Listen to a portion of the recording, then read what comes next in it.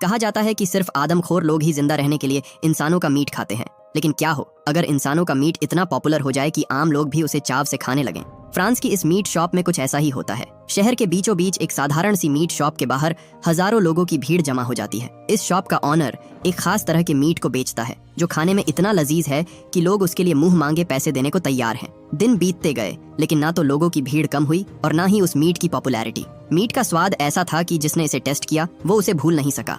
एक दिन एक कस्टमर ने शॉप के मालिक विंसेंट से पूछ लिया कि ये मीट किसका है, जिस पर विंसेंट ने उसे झूठ बोला कि ये ईरानियन पिग का मीट है। ये जवाब सुनते ही दुकान के आसपास की गलियों में ये बात जंगल में आग की तरह फैल गई। अब लोग और अधिक उत्सुक हो गए। दुकान पर भीड़ इतनी बढ़ गई कि सड़कों पर जाम लगने लगा। जो बूचर कल तक बस अपनी दुकान को किसी तरह चलाने की कोशिश कर रहे थे वो अब लाखों कमा रहे थे। दूसरी ओर बड़े मीट की फैक्ट्रीज इस दुकान की इंस्टेंट पॉपुलैरिटी के चलते बंद होने के कगार पर आ गई थी, लेकिन ये हमेशा से नहीं था। कुछ हफ्ते पहले विंसेंट की शॉप पर मक्खी भी नहीं आती थी। ऊपर से देखने पर विंसेंट और सोफी की लाइफ बहुत अच्छी चल रही थी, लेकिन सच्चाई तो ये थी कि उनकी शॉप पर मुश्किल से ही कोई कस्टमर आता था। विंसेंट मीट बेचने से पहले उसकी अच्छे से मसाज करता था। उसका मानना था कि इससे मीट का टेस्ट बढ़ता है, लेकिन उसके कस्टमर्स को ये बस झांसे के अलावा कुछ नहीं लगा। जब विंसेंट मीट को मसाज देता तो वो बस चुपचाप खड़े उसे अजीब निगाहों से घूरते रहते। उसकी दुकान पर लोग बस इसलिए आते थे क्योंकि वहाँ बिल्कुल भी भीड़ नहीं होती थी, जिससे उनका टाइम बचता था। एक दिन कुछ एक्टिविस्ट उनकी शॉप पर अटैक कर देते हैं और सोफी पर जानवर का खून फेंककर विंसेंट को बहुत पीटते हैं। विंसेंट उनमें से एक का मास्क उतारकर उसका चेहरा देख लेता है, पर इतने लोगों के सामने भला वो अकेला क्या ही कर पाता। उस पर हमला करने वाले लोग वेजिटेरियन थे, जो नहीं चाहते थे कि उनके इलाके में कोई भी जानवरों का मीट बेचे। ये कुछ खास तरह के लोग होते हैं जिन्हें मीट खाने वालों से भी नफरत होती है और मीट बेचने वालों से भी। ऐसे लोगों को वीगन कहा जाता है। ये ना तो किसी जानवर और ना जानवरों से बनी किसी भी चीज का सेवन करते हैं और ना किसी को करने देते हैं। ये वीगन एक्टिविस्ट अक्सर विंसेंट की मीट शॉप पर हमला करके तोड़ फोड़ करते थे, जिससे विंसेंट की दुकान कर्जे में डूबती जा रही थी। उसी दिन ये कपल अपने दोस्त मार्क और स्टेफनी के घर जाते हैं। विंसेंट की तरह मार्क भी मीट के बिजनेस में था, लेकिन हालत विंसेंट जैसी नहीं थी। उसकी एक शॉप थी जो बहुत अच्छे से चल रही थी। सोफी स्टेफनी के सामने फूट फूट कर रोने लगी और उसे बताया कि पिछले कुछ सालों से विंसेंट और उसके बीच कुछ सही नहीं चल रहा। हमारी दुकान में भी कोई कस्टमर नहीं आता और जो आता भी है उसे ये वीगन्स डराकर भगा देते हैं। जवाब में स्टेफनी कहती है कि सोफी, तुम विंसेंट से अच्छा आदमी डिजर्व करती हो, मेरी मानो तो उसे छोड़ दो। वो अपना एग्जाम्पल देते हुए बताती है कि उसके हस्बैंड ने उसे पिछले महीने गोल्ड का नेकलेस गिफ्ट किया और तो और हम वेकेशन पर भी गए। विंसेंट ने तुम्हें हाल फिलहाल में क्या गिफ्ट दिया है? जरूरी नहीं वो महंगी हो, एक सस्ता सा फूल भी एक गिफ्ट ही होता है। हालांकि उसके सुझाव में सोफी को सिर्फ ताने ही नजर आते हैं, क्योंकि वो बार बार उसे अपनी महंगी चीजें दिखाकर उसे जलाने की कोशिश कर रही थी। इसके बाद जब वो एक साथ खाना खाने के लिए इकट्ठा हुए तो मार्क उन्हें अपनी चौथी बूचर शॉप के बारे में बताता है, जिससे वो हर महीने $1 लाख कमा रहा था। अब ये सुनकर तो विंसेंट और सोफी को उनसे और जलन होने लगी। मार्क को जब पता चला कि विंसेंट की शॉप पर वीगन एक्टिविस्ट ने अटैक किया था, तो वो उसे एक राइफल गिफ्ट करता है और कहता है, जब तक तुम अपनी शॉप की सिक्योरिटी के लिए सीसीटीवी और फेंस नहीं लगा लेते तब तक इसे अपने पास रखो। वो एक्टिविस्ट अगली बार हमला करने से पहले 10 बार सोचेंगे। विंसेंट उसे कहता है कि मेरे पास इसे चलाने का परमिट नहीं है, लेकिन मार्क उसे समझाता है कि इसे सिर्फ उन्हें डराने के लिए इस्तेमाल करना है। उन्हें थोड़ी पता है कि तुम्हें ये चलानी नहीं आती। घर लौटते वक्त सोफी बस यही सोच रही थी कि वो क्यों उनके पास गए। इन लोगों ने उनकी टेंशन और बढ़ा दी थी। पैसों की कमी के चलते सोफी और विंसेंट के बीच दूरियां बढ़ती जा रही थीं। हालात यहाँ तक पहुँच गए थे कि सोफी ने उसे डिवोर्स देने तक का फैसला कर लिया था, लेकिन विंसेंट उसे ठंडे दिमाग से काम लेने के लिए कहता है। इसी बीच उसकी नजर एक वीगन एक्टिविस्ट पर पड़ती है। विंसेंट उसे देखते ही पहचान लेता है कि ये तो वही आदमी है जिसने उसकी शॉप पर अटैक किया था। उसे सबक सिखाने के लिए विंसेंट उसे टक्कर मारकर गिराना चाहता था, लेकिन जैसे ही वो अपनी कार को रिवर्स में लेता है, वो एक्टिविस्ट गलती से उसकी कार के नीचे दबकर मारा जाता है। दोनों कार से निकले और उसकी लाश को देखकर बुरी तरह डर गए। विंसेंट बोला, अगर ये मीट खाता तो इतनी छोटी टक्कर से इसकी मौत ना होती। वो मदद के लिए पुलिस को फोन करने ही वाला था, लेकिन सोफी उसे ऐसा करने से रोक लेती है। क्योंकि मर्डर उन्होंने किया था, इसलिए कोई उनकी बात पर भरोसा नहीं करता। ऊपर से उनकी कार में मार्क की दी हुई राइफल भी रखी हुई थी। ऐसे में सबको यही लगता कि इसने हमारी दुकान में तोड़ फोड़ की, इसीलिए हमने इसे मार डाला। सोफी को आइडिया आया, क्यों ना वो उसे काट कर उसके टुकड़ों को अलग अलग जगह फेंक दे। ये तरीका उसने एक सीरियल किलर को देखकर सीखा था। यहाँ तक कि वो उसका मीट पिग के मीट के साथ मिलाकर बेचने का भी सोचती है, लेकिन विंसेंट उसे ऐसा करने से मना कर देता है। वो उसकी लाश को अपनी शॉप में लाते हैं और उसे ठिकाने लगाने के लिए विंसेंट उसकी बॉडी को छोटे छोटे पीस में काटने लगता है। ऐसा करते वक्त उसे बहुत घिन आ रही थी। इसी बीच एक कान कटकर नीचे गिर जाता है, जिसे उसका डॉग तुरंत खा लेता है। उसे ये इतना अच्छा लगा कि वो विंसेंट से और मांगता है। शुरुआत में तो विंसेंट ने उसे नजरअंदाज किया, पर बाद में वो उसे उस आदमी का दूसरा कान भी दे देता है, जिसे उसके डॉग ने बड़े चाव से खाया। घंटों तक उसे काटने और पीसने के बाद विंसेंट की आंख लग जाती है और वो सो जाता है। अगली सुबह वो लेट उठता है, पर जब उसकी नज़र टेबल पर पड़ती है तो वहाँ उसका ग्राइंड किया हुआ मीट नहीं था। वो बहुत घबरा जाता है और सोफी से पूछता है, मैंने कल रात उसे यहीं रखा था, वो कहाँ गया? पर सोफी बोली, क्या कहाँ गया? अच्छा वो लैम्प का मीट, उसे तो मैंने मीट काटने वाली मशीन में डाल दिया। विंसेंट बोला, कुछ भी करने से पहले एक बार मुझसे पूछ तो लेना चाहिए था। अब ये बताओ तुमने उसे किसी को बेचा तो नहीं? लेकिन इससे पहले वो कुछ कह पाती, एक कस्टमर उसकी शॉप पर आती है और उससे वही मीट मांगती है जो कुछ देर पहले वो खरीद कर ले गई थी। पता चलता है कि सोफी ने गलती से उसे पिग के मीट की जगह उस इंसान का मीट बेच दिया था, जो उस औरत को बहुत पसंद आया। विंसेंट उन्हें उस मीट को खरीदने से मना करता है, लेकिन वो औरत उसका स्वाद भूल ही नहीं पा रही थी। इस बात से अनजान कि वो इंसान का मीट है, सोफी भी विंसेंट से उसे बेचने के लिए जिद बहस करने लगती है, जिसके बाद विंसेंट को मजबूरन वो मीट बेचना पड़ता है।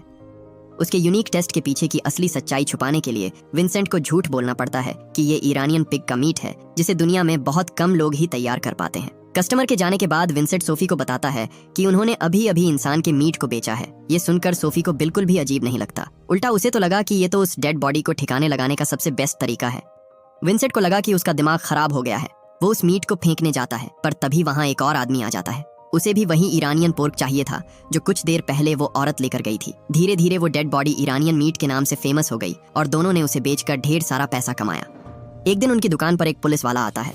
उसे देखकर उन दोनों के डर के मारे पसीने छूटने लगे। उन्हें लगा कि ये उनसे उस गुमशुदा वीगन के बारे में पूछताछ करने आया है, लेकिन ऐसा नहीं था। वो पुलिस वाला भी उनसे वही मीट खरीदने आया था। विंसेंट समझ नहीं पा रहा था कि आखिर इस मीट में ऐसा क्या है जो लोग इसे इतना पसंद कर रहे थे। एक रात वो खुद इसे ट्राई करता है और उसे रियलाइज होता है कि ये उसकी लाइफ का सबसे बेस्ट मीट था। सोफी विंसेंट से कहती है कि जिसे हमने मारा वो वीगन था। ये लोग मीट या कोई जानवरों से बनी चीजें नहीं खाते हैं, शायद इसलिए उसका मीट इतना टेस्टी था। वो कहती है, क्यों ना हम इन वीगन लोगों को मारकर उनका मीट अपनी दुकान में बेचे। लोगों को ये पसंद आ रहा है, हम बहुत सारे पैसे कमा सकते हैं। लेकिन ये सुनते ही विंसेंट उसे आगे कुछ भी बोलने से मना करता है, क्योंकि वो पैसों के लिए अपनी इंसानियत को बेचने की बात कर रही थी। अगले दिन उनकी बेटी क्लॉय अपने बॉयफ्रेंड लूकस को उनसे मिलाने लाती है। विंसेंट को इस दिन का बड़ी बेसब्री से इंतजार था। उसने उस दिन बहुत अच्छा खाना बनाया था, लेकिन जैसे ही वो लूकस को खाना सर्व करता है, लूकस उसके बनाए डिनर को खाने से मना कर देता है। विंसेंट को पता चलता है कि लूकस भी वीगन है, जो नॉनवेज खाना तो छोड़ो, उसकी ओर देखना भी पसंद नहीं करता था। विंसेंट ने कहा, कोई बात नहीं बेटा, ये लो मशरूम्स खा लो। लेकिन लूकस उसे भी खाने से मना कर देता है, क्योंकि वो मशरूम गलती से चिकन को छू गया था। सोफी उसे खाली पेट नहीं भेजना चाहती थी, इसलिए वो उसके लिए केक लेकर आती है, लेकिन लूकस उसे भी खाने से मना कर देता है, क्योंकि उसमें उन लोगों ने अंडा डाला था। उसकी देखा देखी क्लोई भी खाना खाने से मना कर देती है और दोनों वहां से चले जाते हैं। ये देखकर विंसेंट का खून खौल उठता है, क्योंकि उसके पूरे दिन की मेहनत पर उस लड़के ने 1 मिनट में पानी फेर दिया। उसे रियलाइज होता है कि सोफी सही कह रही है, इन वीगन्स को दुनिया से खत्म कर देना चाहिए। उस रात वो दोनों एक वेगन रेस्टोरेंट में जाते हैं और वहां बैठे ढेर सारे वीगन्स लोगों के बीच अपने अगले शिकार की तलाश करने लगते हैं। उनकी नजर एक आदमी पर पड़ी, पर वो बहुत कमजोर था। विंसेंट बोला, इसमें हमें हड्डियों की सिवाय कुछ नहीं मिलेगा। जिसके बाद वो उस रेस्टोरेंट के मालिक को चुनते हैं, जो वेजिटेरियन होने के बावजूद काफी मोटा तगड़ा था। प्लान सिंपल था, उसे मारना है, फिर उसे काट कर ग्राइंड करके बेचना है।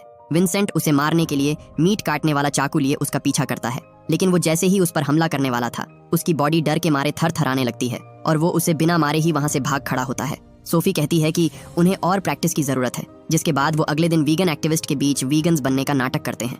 इतने सारे लोगों में से उन्हें सबसे कमजोर शिकार की तलाश थी, ताकि उसे मारने में उन्हें ज्यादा दिक्कत ना हो। दिन भर में उन्हें कई लोग मिलते हैं, जिसमें से कुछ लोग जो मीट खाते थे उन्हें जमकर गालियां देते हैं, क्योंकि उनका मानना था कि कोई किसी के खाने की पसंद नापसंद को लेकर उसे नीचा नहीं दिखा सकता। सोफी पूरे दिन चुपचाप सबकी गालियां सुनती रहती है, लेकिन एक पर उसका गुस्सा फूट पड़ा और वो उसे भला बुरा सुनाने लगी, जो देख एक बार के लिए विंसेंट भी दंग रह जाता है। लेकिन फिर उनकी मुलाकात एक पतले से आदमी से होती है, जो उनके एफर्ट्स और जानवरों के लिए उनके प्यार की सराहना करता है। सोफी को उसका टारगेट मिल गया था। वो उस आदमी को कुछ बात करने के बहाने पार्किंग एरिया में बुलाते हैं। जैसा कि उन्होंने प्लान किया था, वो उसे मारने के लिए अलग अलग तरीके के बारे में सोचने लगते हैं, लेकिन उनके प्लान्स पर एक बार फिर से पानी फिर जाता है जब वो देखते हैं कि वो पतला आदमी अपने दोस्तों के साथ आया था। विंसेंट फटाफट अपना चाकू छुपा लेता है और वहां से जाने लगता है, लेकिन वो लोग उन्हें रोकते हैं और कहते हैं कि वो आज एक मीट शॉप पर अटैक करने वाले हैं, तुम भी हमारे साथ चलो। पकड़े जाने के डर से उन दोनों को उनके साथ जाना पड़ता है। जल्द ही उन्हें पता चलता है कि जिस दुकान में ये लोग तोड़ फोड़ करने आए थे, वो उसके दोस्त मार्क की शॉप थी। विंसेंट उसके फलते फूलते बिजनेस से वैसे भी अंदर ही अंदर जलता था। ऊपर से मार्क अक्सर जो उसे सबके सामने शर्मिंदा करता रहता था, उसकी वजह से वो और उसका नुकसान करना चाहता था। लेकिन वहां पहुंचकर सोफी अपना मन बदल लेती है, क्योंकि मार्क और स्टेफनी उसके अच्छे दोस्त थे। लेकिन विंसेंट को इसकी कोई परवाह नहीं थी। उसके बिजनेस को नुकसान पहुंचाने के लिए वो उनकी दुकान में तोड़ फोड़ करते हैं और सब कुछ डिस्ट्रॉय कर देते हैं। इतना काफी नहीं था तो विंसेंट ने मार्क की तस्वीर पर सूसू भी कर दिया। ये सब करके उसके दिल को बहुत सुकून मिला था, क्योंकि अब वो अकेला नहीं था जिसका नुकसान हुआ है। जैसे जैसे वो अपने प्लान के बारे में सोच रहे थे वैसे वैसे चीजें और ज्यादा कॉम्प्लिकेटेड होती जा रही थी। जल्द ही वो दोनों एक दूसरे की बातों से सहमति जताना बंद कर देते हैं और उनमें बहस होने लगती है। बात इतनी आगे बढ़ जाती है कि विंसेंट उसे छोड़कर चला जाता है। सोफी को अकेला पाकर एक लड़का उस पर लाइन मारता है। वो सोफी से बात करता है और सोफी जल्द ही उससे इम्प्रेस हो जाती है, यहाँ तक कि वही लड़का उसे घर तक ड्रॉप करने भी जाता है। दोनों के बीच सब कुछ ठीक चल रहा था कि तभी सोफी को पता चलता है कि वो लड़का वीगन है। ये जानते ही सोफी तुरंत उसे अपना शिकार बनाने का सोचती है। उसे किस करने के बहाने सोफी उसके होंठों को बाइट कर लेती है, जिससे उनमें ब्लीडिंग होने लगती है। सोफी उसे फर्स्ट एड के बहाने उसे घर के अंदर चलने के लिए कहती है और विंसेंट को बताती है कि उसे उनका शिकार मिल गया है। विंसेंट को अब बस उसे मारना था, लेकिन एक बार फिर उसके हाथ कांपने लगते हैं और वो उसे मारने से मना कर देता है। उसे उकसाने के लिए सोफी कहती है कि अगर तुमने उसे नहीं मारा तो आज रात मैं उसके साथ सो जाऊंगी। लेकिन ये सुनने के बाद भी विंसेंट के अंदर हिम्मत नहीं आती। उसे लगा ये सब बस उसे उकसाने के लिए है, लेकिन सोफी सच में उस लड़के के साथ इंटीमेट होने चली जाती है। उसे ये करता देख विंसेंट जल्दी से अपने चाकू पर धार लगाने लगा। विंसेंट उसे मारने जा ही रहा था कि तभी उसे याद आया कि वो उस आदमी के मीट को स्ट्रेस में नहीं डाल सकता, वरना स्ट्रेस की वजह से उसके मीट का टेस्ट खराब हो जाएगा। अपने शिकार को रिलैक्स करने के लिए सोफी उसे मसाज देती है। विंसेंट जब बाहर आया तो उसने देखा कि वो आदमी उसकी बीवी के सामने बिना कपड़ों के खड़ा था।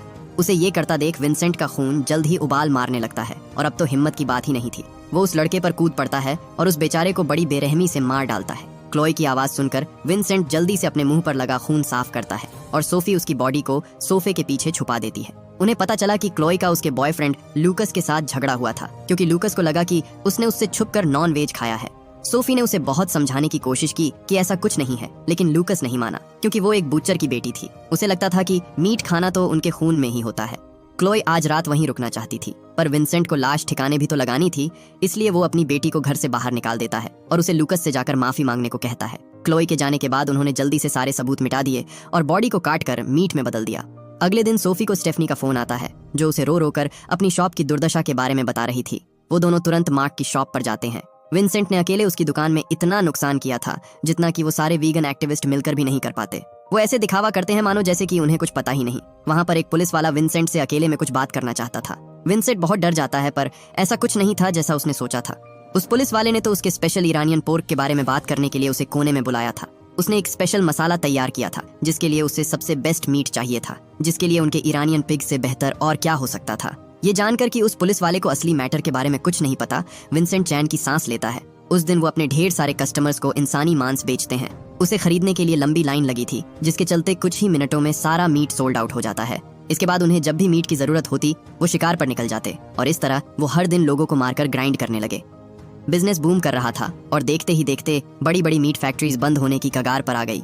कुछ ही हफ्तों में विंसेंट ने मीट का प्राइस भी बढ़ा दिया, लेकिन फिर भी लोगों की भीड़ थमने का नाम नहीं ले रही थी। जल्द ही दुकान का सारा मीट खत्म हो गया और अब उन्हें और मीट की जरूरत थी, जिसके लिए वो फिर से शिकार पर निकलते हैं। उन्होंने विन्नी नाम के लड़के को बुचर शॉप तोड़ने के बहाने एक सुनसान जंगल में मिलने के लिए बुलाया। विन्नी भी खुशी खुशी मान जाता है, क्योंकि उसे लगा कि वो मीट बेचने वालों का नुकसान करके मासूम जानवरों का भला कर रहा है। लेकिन जैसे ही वो मास्क उठाने के लिए नीचे झुका, विंसेंट उसे मारने के लिए चाकू निकालता है। देखकर विन्नी डर कर भागने लगता है। दोनों मिलकर उसका पीछा करते हैं, लेकिन वो इतना डरा हुआ था कि भागते भागते उसे हार्ट अटैक आ गया और उसकी मौत हो गई। सब कुछ मानो ठीक हो गया था और दोनों भी अब मार्क और स्टेफनी की तरह एक आलीशान जिंदगी जीना शुरू कर चुके थे। विंसेंट जब दोबारा मार्क से मिला तो इस बार वो उसके सामने मुंह लटकाकर नहीं बैठा रहता, बल्कि उसकी आंखों में आंखें डालकर बात करता है। मार्क ने भी उस मीट की एक बाइट ली और वो भी उसका दीवाना हो गया, लेकिन तभी उसे चबाते दौरान कोई चीज उसके दांत में जा फंसी। स्टेफनी, जो पहले एक नर्स हुआ करती थी, पहचान लेती है कि ये तो एक पेसमेकर है जिसे दिल के मरीजों को लगाया जाता है। विंसेंट को याद आता है कि विन्नी, जो उनसे दूर भागते भागते हार्ट अटैक से मर गया था, वो उसका पेसमेकर निकालना भूल गए थे। स्टेफनी उनसे इस बारे में सवाल जवाब करने लगती है और क्योंकि दोनों दोस्त एक दूसरे के कॉम्पिटिटर थे, इसलिए जल्द ही उनकी बहस हाथापाई में बदल जाती है। गुस्से में पागल विंसेंट मार्क का कान चबा जाता है। उस दिन दोनों की दिखावे की दोस्ती टूट जाती है, लेकिन यही गलती आगे चलकर उसे बहुत भारी पड़ने वाली थी। अगले दिन विंसेंट एक वीगन फेस्टिवल में जाता है। इंसानों का मांस खा खाकर अब वो एक साइकोपैथ बन गया था। वो पूरे दिन बस मीट के बारे में सोचता रहता है। उस दिन उसकी नजर एक बच्चे पर पड़ी और उसने उस बच्चे तक को मारकर खाने के बारे में सोच लिया। हालांकि विंसेंट ने किसी तरह खुद पर काबू किया। उसे खुद से घिन आने लगी। वो फेस्टिवल छोड़कर जाने लगता है कि तभी वो लूकस से जा टकराता है। लूकस बुचर शॉप चलाने वालों को वीगन फेस्टिवल में देखकर थोड़ा हैरान था। विंसेंट बोला, हम थोड़े खुले विचारों वाले बुचर्स हैं। हम सिर्फ घर चलाने के लिए मीट शॉप चलाते हैं, ना कि अपने फायदे और महंगे शौक पूरे करने के लिए। पर तभी लूकस वीगन लोगों के मर्डर की बात छेड़ देता है। शहर में वीगन्स की मौतें इतनी कॉमन हो गई थीं कि लूकस को लगने लगा कि इन मौतों के पीछे बुचर्स का हाथ है। ये सुनकर विंसेंट की लूकस से बहसबाजी हो जाती है और वो कहने लगता है, तुम्हें क्यों लगता है कि सारे गलत काम हम बुचर्स ही करते हैं? एक आदमी वहां बैठा उनकी बातें सुन रहा था और ये वही आदमी था जिसके साथ मिलकर विंसेंट ने मार्क की दुकान तोड़ी थी।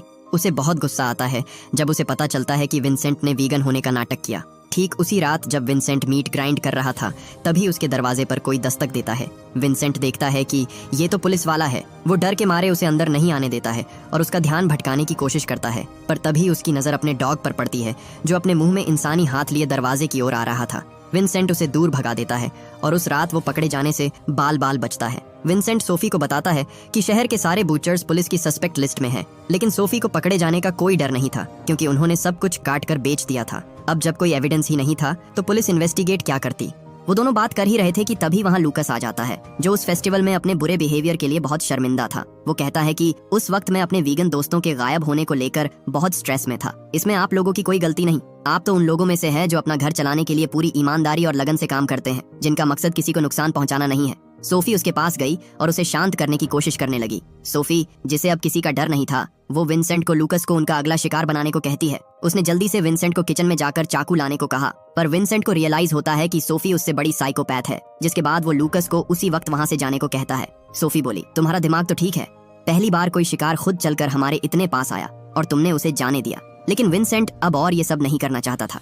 अगले दिन उसने सोफी से बिना पूछे दुकान में आए कस्टमर्स को बताया कि उन्होंने ईरानियन पोर्क बेचना बंद कर दिया है। ये सुनकर उसके कुछ कस्टमर बहुत गुस्सा हो गए क्योंकि वो घंटों से लाइन में खड़े अपनी बारी का इंतजार कर रहे थे। जल्द ही पूरी दुकान खाली हो गई और ये देखकर सोफी विंसेंट पर चिल्लाने लगी कि उसने ऐसा क्यों कहा। विंसेंट ने उस समय बात करना सही नहीं समझा और उसे बिना कुछ बताए शॉप छोड़कर चला गया, जिससे सोफी का दिल टूट जाता है। उसके जाने के बाद वो वीगन एक्टिविस्ट उनकी शॉप में आते हैं। उन्हें विंसेंट के धोखे का बदला लेना था, इसलिए वो सोफी को पकड़ लेते हैं और उसे बहुत मारते हैं। ये एक्टिविस्ट के भेष में सचमुच गुंडे थे। विंसेंट जब वापस लौटता है तो वहाँ उसे उन लोगों की वैन दिखाई देती है।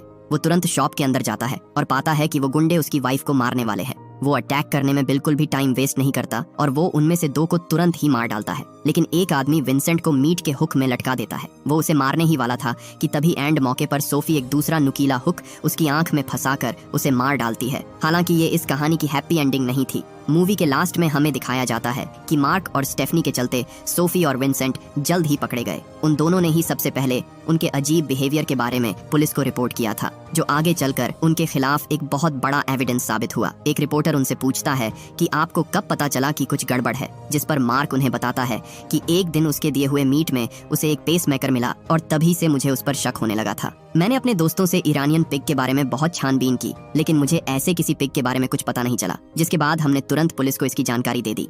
विंसेंट और सोफी ने पिछले 3 महीनों में पूरे 30 मर्डर्स किए थे, जिसके चलते उन्हें फांसी की सजा मिली।